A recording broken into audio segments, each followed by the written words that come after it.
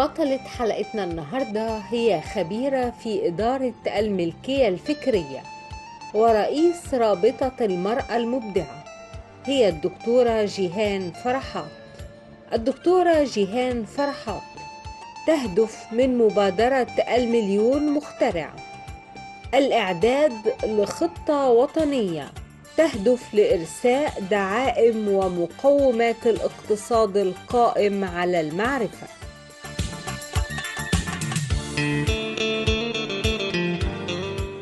الإبداع والابتكار هم لغة المجتمع.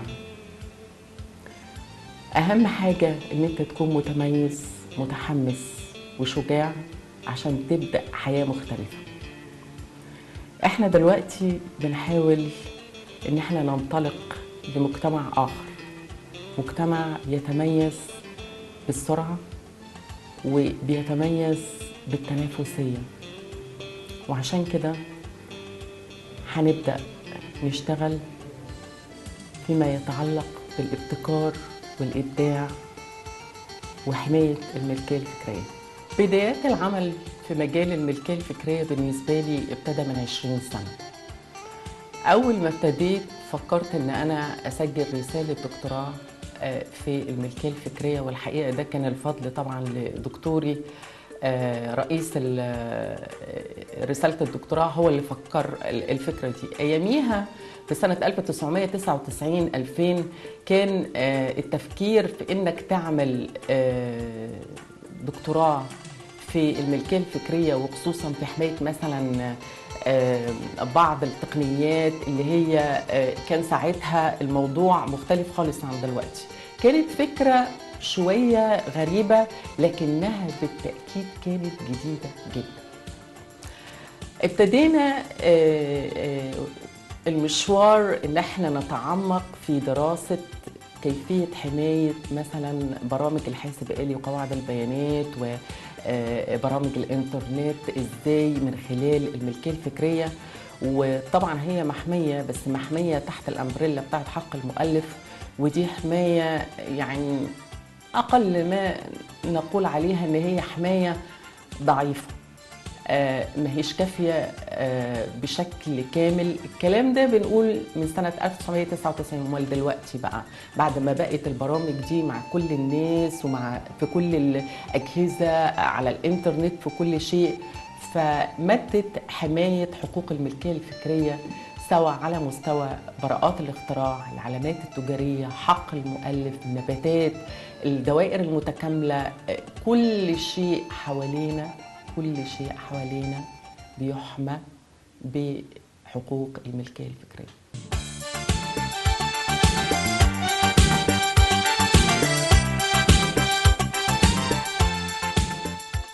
أكدت الدكتورة جيهان فرحات رئيس رابطة المرأة المبدعة أنه لا بد من تشجيع وتطوير البحث العلمي بمصر، لأن 90% من الاستثمارات الناجحة تعود على الابتكار والإبداع الذي يعتمد على البحث العلمي لبناء مجتمع قائم على المعرفة والارتقاء بمستوى الإنسانية في كل أنشطته الاجتماعية والاقتصادية والثقافية، وكافة الأنشطة المدعمة لتنمية وتطوير كافة القطاعات.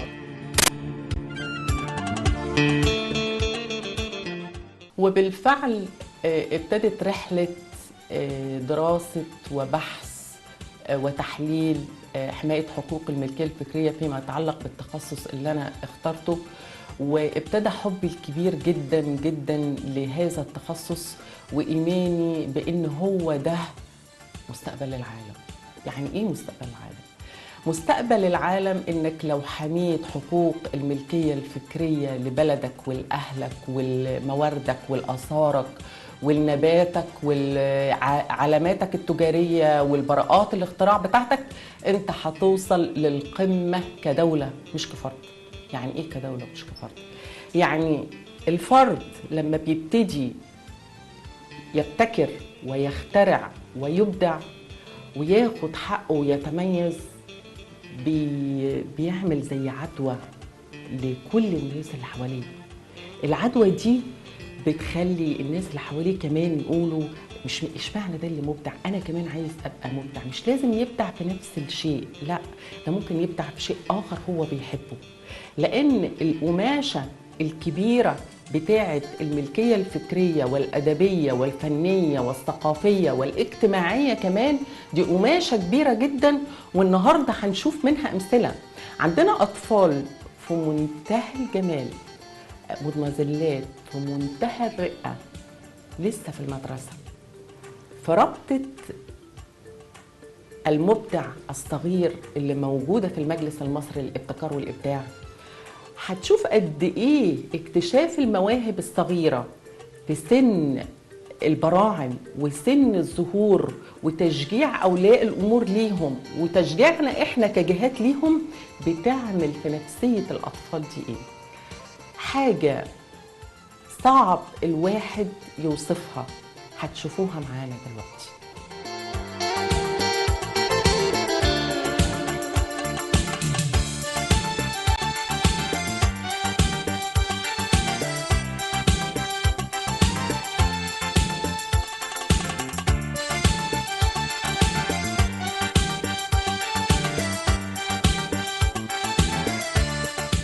الطفل المبدع زي الزهرة دي، كل ما هنديها ميه كل ما هتكبر وترعرع وتدينا ريحه حلوه. عشان كده احنا عايزين نهتم باطفالنا المبدعين والمتميزين، عشان كل ما هنديهم وكل ما هنشجعهم وكل ما هيبقوا في عينينا وفي قلبنا هيبقوا زي الزهره دي بالجمال ده. عشان كده عزيزتي المرأة المبدعة، كوني مبدعة مع ابنك، مع بنتك، مع أسرتك.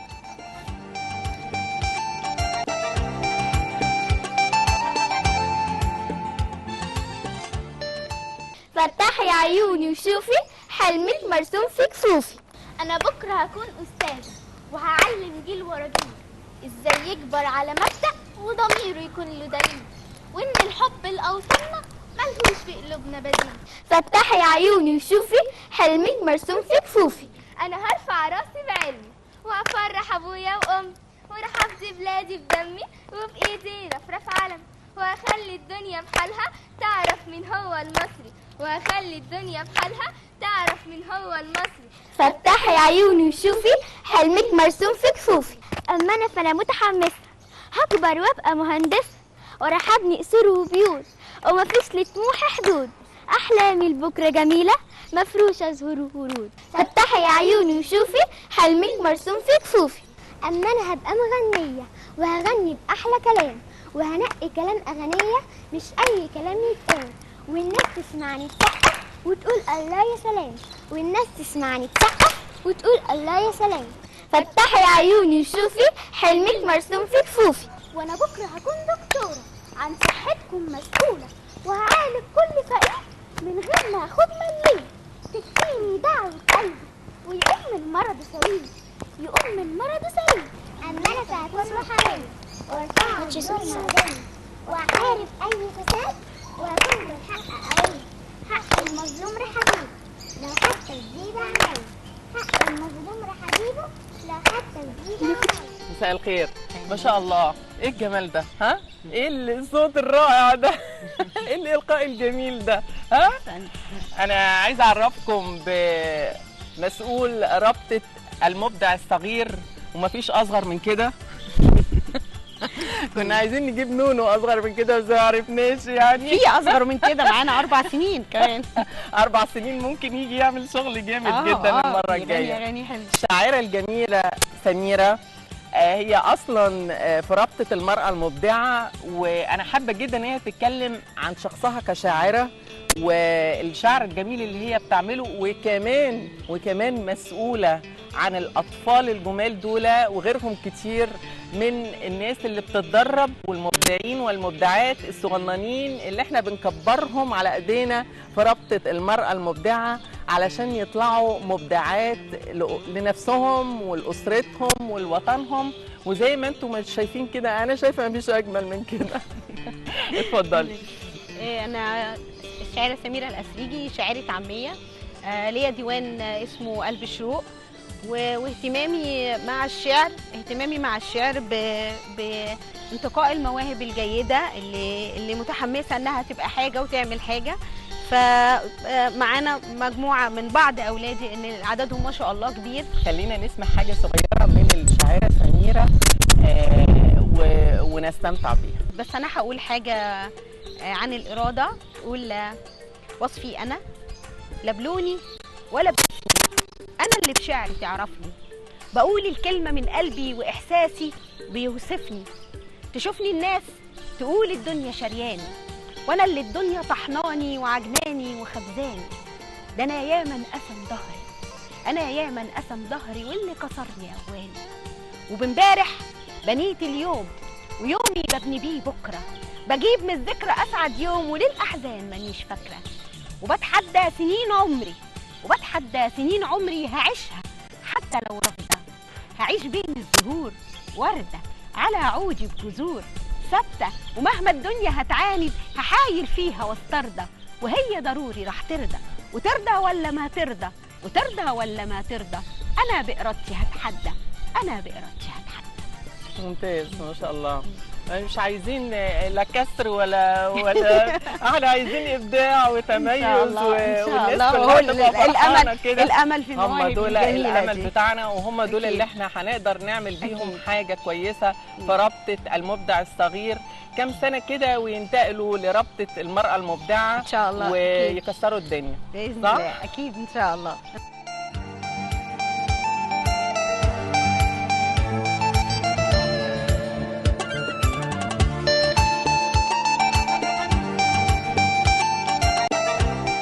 في رابطة المرأة المبدعة في معايا بعض النماذج المشرفة من الرابطة وأمهات المواهب الجميلة اللي شفناها من شوية، وكمان معانا يعني مبدعة، مرأة مبدعة صغيرة، مدمزيل مبدعة هتقول لنا شعر مخصوص للرابطة. اتفضلي. مين حواء مسيرك يوم هتعرفها وتعرف إنها ملكة، لا ينفع يوم تكون سلعة ولا حتى تكون جارية. ده أنا حواء كتاب الله ذكر اسمي، ده أول لما جاب آدم من ضلعه كانت حواء. يعيش ازاي بني آدم بدون حواء؟ ده هي الرقة والإحساس وهي كلام يطول وصفه. ده ربك نفسه كرمهم وقال احسن معاملتهم، فاوعى في يوم تكون ناكر ولا حتى تكون شاكر. ده هي الأم والابنة وهي الأخت والصحبة وهي حاجات ما تتعدش. فأنا لا أنا قادرة أتكلم ولا أوصف. دي حواء ملاك من الرحمة يجوز وصفه بإنه حرية من الجنة. برافو برافو.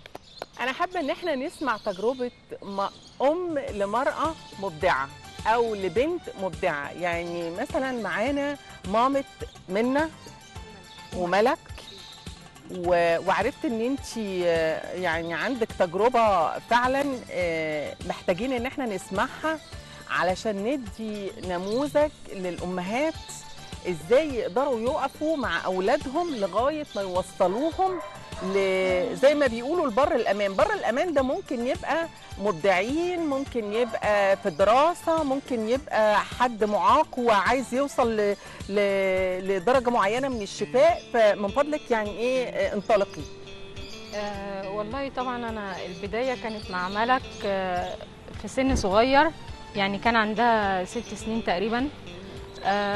فلقيتها حابه ان هي بتدخل على النت وتجيب قصايد شعر، تبتدي تحفظها وتيجي تسمعها لي. ماما ايه رأيك في القصيدة ديت؟ فلقيتها نسبة يعني الحفظ عندها ما شاء الله كويسة. فيعني بدأت اخد بالي من الحتة ديت. لقيتها بتيجي تسألني على حاجات في القصيدة مش فاهماها. لازم تفهم المعنى قبل ما تحفظ القصيدة. طب فهميني معنى الكلمة دي ايه؟ طب ايه معناها؟ بصراحة راقبتها لقيتها يعني متجهة للموضوع دوت أكتر من مرة. لقيتها خلاص بقى بدأ موضوع حفظ القصائد يعني انت عندها. ابتديتي تكتشفي بقى ان هي طفلة مش ميالة. عادية. ميالة. طفلة مش عادية، ليها مواهب مختلفة يعني إيه عن بقية الأطفال. بالظبط. ايه اللي بيخليها تحفظ ممتاز. قصايد في السن دوت؟ قلت يمكن مرة لما لقيت الموضوع اتكرر عندها خلاص بدأت أشجعها أشوف إيه نوعية القصايد اللي هي بتحب. خصوصا الأطفال في السن ده بيهربوا من الحفظ، يعني ما يحبوش يحفظوا بالزبط. أصلا الأناشيد والكلام ده. بالزبط. فلما تكون طفلة بالشكل ده يبقى في حاجة مختلفة. بالزبط. والحمد لله في نفس الوقت لقيتها متفوقة في دراستها، مش مقصر خالص، مش مقصر عليها. ممتاز. الحمد لله. دايما يعني هي دلوقتي إن شاء الله في أولى إعدادي، دايما الأولى على مدرستها ما شاء الله.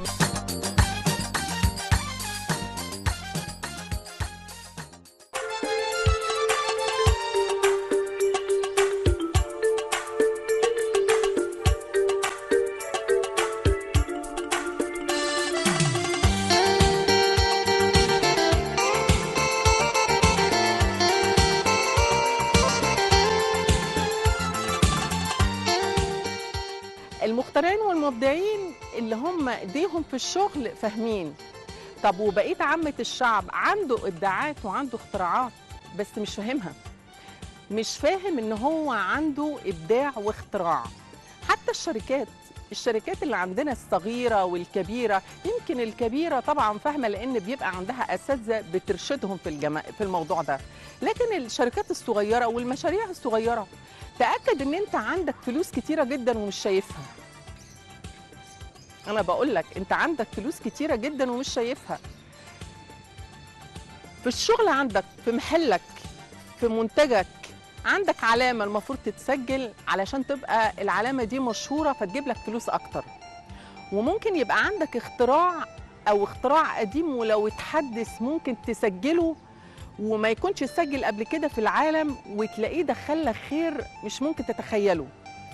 الناس فاكره الملكيه الفكريه دي عباره عن قانون ملوش علاقه بالدنيا، لا، القانون بتاع قانون الملكيه الفكريه ده بيغير اقتصاد شعوب وبيغير وبيرفع من مستوى اسر كتيره جدا على المستوى العالم.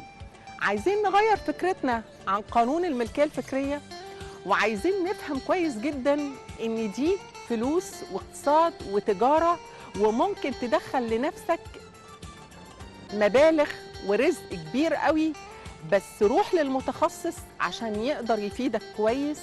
واحنا موجودين المجلس المصري للابتكار والابداع اللي فيه رابطة المرأة المبدعة اللي حضراتكم شفتوها، ورابطة المبدع الصغير سواء بنت او ولد. بالصدفه كان معانا مدمزلات لكن طبعا كمان للاولاد، ورابطه المخترع الطبيب او المخترعين الاطباء. اشكركم واتمنى ان احنا نكون دايما معاكم وانتوا دايما معانا.